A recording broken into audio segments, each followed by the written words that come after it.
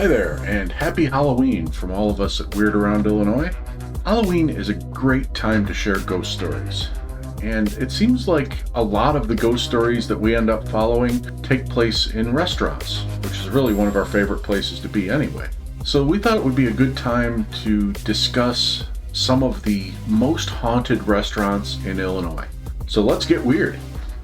Why don't we start with one that we've all been to recently? It's called The Great Escape in Schiller Park. This one comes up frequently as one of the most haunted restaurants in Illinois, and in addition to the multiple online sources we've seen it listed in, it's also been in a few printed sources, and there have been a few investigations done there, and we were actually able to corroborate some of this with the people who work there. Yeah, that building has a deep history with Al Capone specifically, and in person we went there, and they had a lot of pictures, a lot of paintings of Al Capone, some other history of the place. Yeah, they used to shoot silent movies there. Yeah. So they had like Tom Mix, the famous silent movie cowboy, they had his portrait up there. Yeah, still don't know a ton about that guy, but yeah, seemed like a interesting actor. A little before our time. Yeah, we got to go to like the bar area for a brief amount of time. Yeah. To check out like the really old and supposedly haunted part. Yeah, the original mirror behind the bar that supposedly was there since the Al Capone days. And they let us into the party room, which is part of the original building that goes back to the early 1900s. So we didn't find a ton while we were there in our own investigation. We did have some interesting EMF readings around the bar. We didn't get to go into the basement, which is apparently where most of the haunting occurs. They've had all kinds of weird stuff take place there, like they're hearing music from the 1920s, and they're seeing some weird dark figure with a clipboard walking into a closet. yeah. I still think it could just be the bookkeeper, but who knows? But, I mean, the vibe of that place, I could certainly understand how it could be haunted, because you can just feel the history even when you're driving up to the place. And then once you step inside, it's all right there for you. All the pictures, the mirror, everything. Yeah, it didn't change a ton. No, they did a good job of kind of preserving the history while still keeping it up to code so they can keep it as a restaurant. Yeah. Food was pretty good, too. Yeah. Mm-hmm. Right, so another one, and a lot of the really haunted places are in Chicago, but one that comes up quite a bit if you were to search for haunted restaurants in Illinois is the Fireside Restaurant and Lounge. Yeah, so the Fireside Restaurant, there's a little bit of context that you should know. The place is actually like right across from a cemetery, which that whole road, to be honest, has a bunch of different stories, which I'm gonna try and avoid and focus on the cemetery and the restaurant. Those are kind of both combined. The owner himself, Abe Littberg, he claims that in a way the ghost from the cemetery across from them somehow transferred to their restaurant, and ever since they started the restaurant, they've been seeing and experiencing very weird things. That's really cool. I've never heard that before. Yeah, certainly unique. Yeah.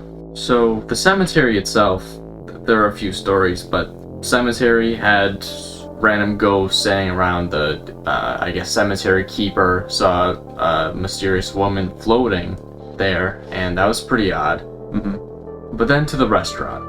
The restaurant owner ended up making it on Chicago's Best, which is a YouTube channel that had a lot of information, a lot of odd claims. One of them was that there were glass cups were falling off, like all at once from, they're hanging on one of those hangers. I don't know what they're called. Mm-hmm. But like the little glass cups that just hang at a bar, they all fell off at once. That's what the owner from the video claimed anyway.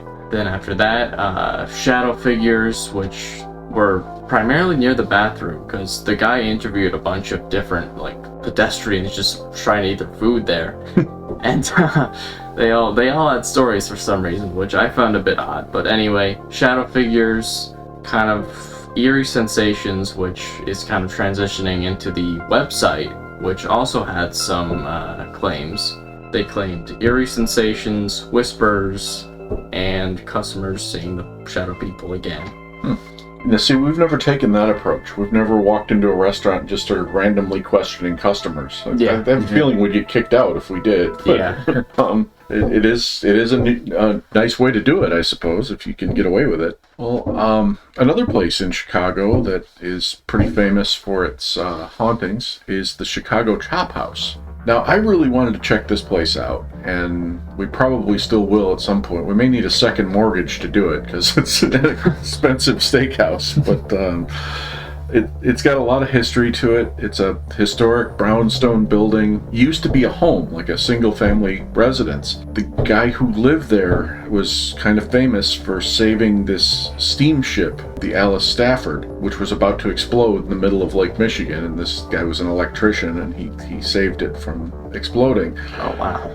But then he experienced some family tragedy when his daughter, her name was Florence, she was 9 years old. She passed away in 1906, and it's said that her spirit is still roaming that building. And people in the building have heard a child crying. They've witnessed wine glasses flying off the bar and shattering on the floor. Interesting how ghosts all seem to love breaking glasses. Yeah.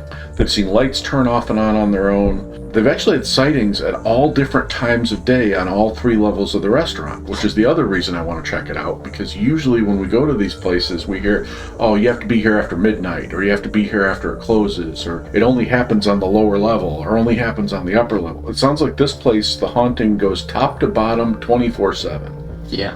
So that's encouraging. Yeah. They're famous for their prime rib sliders, which they've got my attention on that. Also, a nice 42-ounce aged porterhouse, which doesn't sound all that bad either. But as I said, we'll have to maybe starve ourselves for a couple weeks and save up some money before we go to this place. Yeah. But it's definitely going to be worth checking out. There might be some rich ghosts there. Yeah, Sounds like. yeah, maybe. So. Another place that we've actually been to before is the Mrs. P and Me restaurant in Mount Prospect. Yeah, but the building itself was made in the early 1900s. It was made as a restaurant and bar. Since then, the ownership changed like once or twice, and in 1977 it became Mrs. P and Me. And there's only like one source that talks about like the ghost activity here, but it basically said that there's like supposed to be a shadow person of a very tall man that people have seen, and that things have been thrown off counters and shelves and racks, stuff like that. These ghosts are really throwing a tantrum. Yeah. Well, when we investigated it, and it wasn't much of an investigation, we basically had dinner there because the place was really crowded, and it was for a Wednesday night. I remember that was a wild happening place. They had like some sort of trivia contest going on, and it was, people were really having a good time. But I just remember the interaction with that waitress when we asked her about it being haunted. And this was, I think, the only place we've ever been to where the waitress was actually caught off guard, and I think we scared her a little when we asked her. Yeah. She looked just slightly terrified. She said no, she knew nothing about it, and if the place was haunted, she wished somebody would have told her about it. And we kind of stopped that line of questioning right away because we didn't want her to storm out and quit or something. But, Yeah.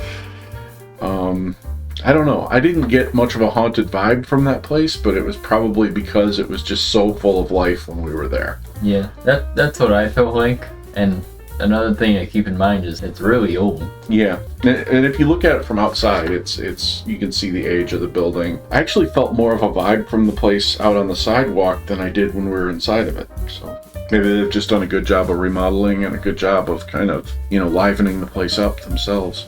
I remember the waitress drew a ghost on our receipt.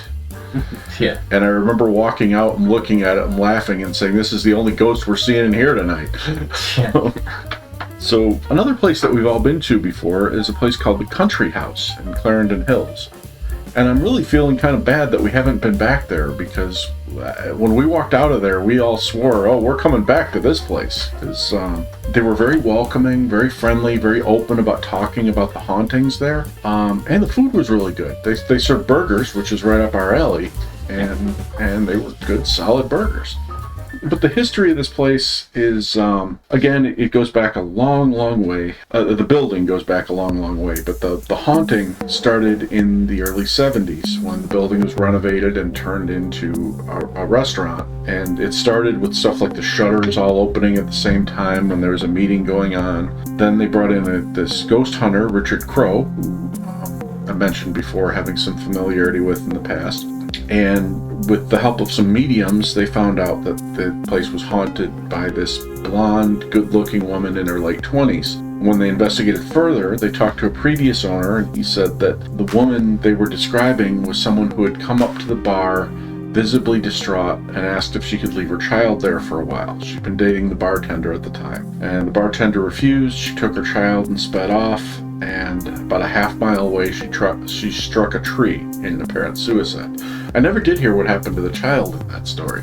But ever since then, there have been events like pounding on the walls and crying babies that don't exist and pots and pans that move around, the scent of fresh flowers, which apparently, it was either this woman's perfume or just something she was really fond of. They hear footsteps in empty rooms, and there have actually been a few sightings of the ghost. But each of those sightings matched the description of that young woman perfectly. And they've seen her in upstairs windows, they've seen her playing the jukebox in the middle of the night, actually blocking the door to the women's room, or just kind of walking through the dining room. So a lot of activity in that place. And I don't think we learned anything new from the waitress we spoke to there, but she was definitely all in on that stuff. She told us that she had spoken to people who had experienced this personally, and she experienced some stuff herself there personally. And I just sensed a real honesty about that establishment and its haunting. Yeah, that's some serious detail for that restaurant. I think that's definitely the top one here when it comes to a detailed story. Yeah, and I love it when there's a detailed story that we can corroborate with actual witnesses. I mean, a couple of the places we've mentioned we haven't been to yet, they've got really nice stories behind them, but until we actually speak to someone who says,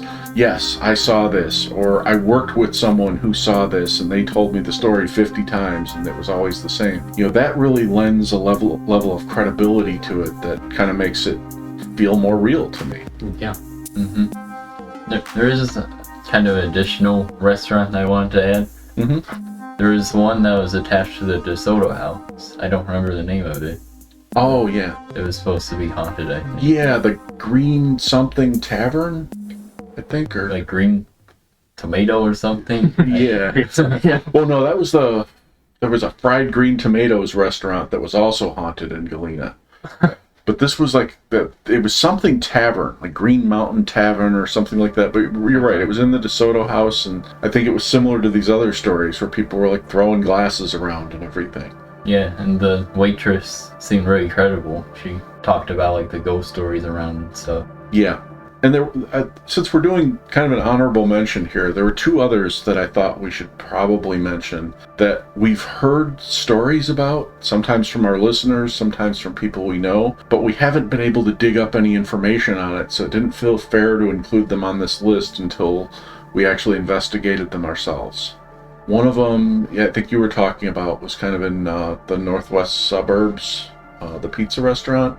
Oh yeah, Riverside Pizza. Yeah. That was one of our listeners, I think, tipped us off to that. Yeah, basically the listener said that on the top floor there were dead bodies and medical experiments that were done in the past. Wow. When, I have no idea, but it's creepy. And apparently a hotel near it is supposedly haunted as well, which could possibly link to that, I'm not sure. Wow. And there's also a death in the Fox River, a suicide, I think. That's near both of those buildings. See, I don't understand why we haven't been there yet with how much we love pizza. Yeah. I mean, you don't even have to tell us a pizza place is haunted. You just tell us they have good pizza and we're going to end up there. But yeah. But yeah, if it's a haunted pizza place, we've really been slipping that we haven't been there yet. Yeah. You could tell us a pizza place is in the worst neighborhood in existence and we'd still make it there at one point. Oh, I'd be more likely to go there. Usually the pizza's better. Yeah. You don't want to go to a pizza place in a good neighborhood. You want it to be in like the worst part of town, because then you know that they're for them to stay in business, they got to have some serious pizza. Yeah. So the other place I wanted to mention, this was a friend of mine mentioned this to me, the L. Woods restaurant in, I believe it's Lincolnwood. And it's one of those supper club type restaurants. Not really our type of place, but you know, if we're gonna pull it together to go to a chop house at some point, we can go to a supper club, I suppose. Most of the stories there supposedly come from the wait staff. They've heard you know, the usual breaking of glasses and things being moved around, lights being turned on and off, that kind of thing. So I guess I've been hesitant to go there because I'm afraid it's going to be another Mrs. P and me, where we walk in and we're the only ones who know the place is haunted. But it may be worth a shot. We'll check it out. Yeah. All right, so that's our Halloween episode. We hope we've introduced you to some nice haunted restaurants. If you're feeling hungry or in the mood for a good haunting, by all means, check these places out. And as always, thank you for listening, and thank you for subscribing.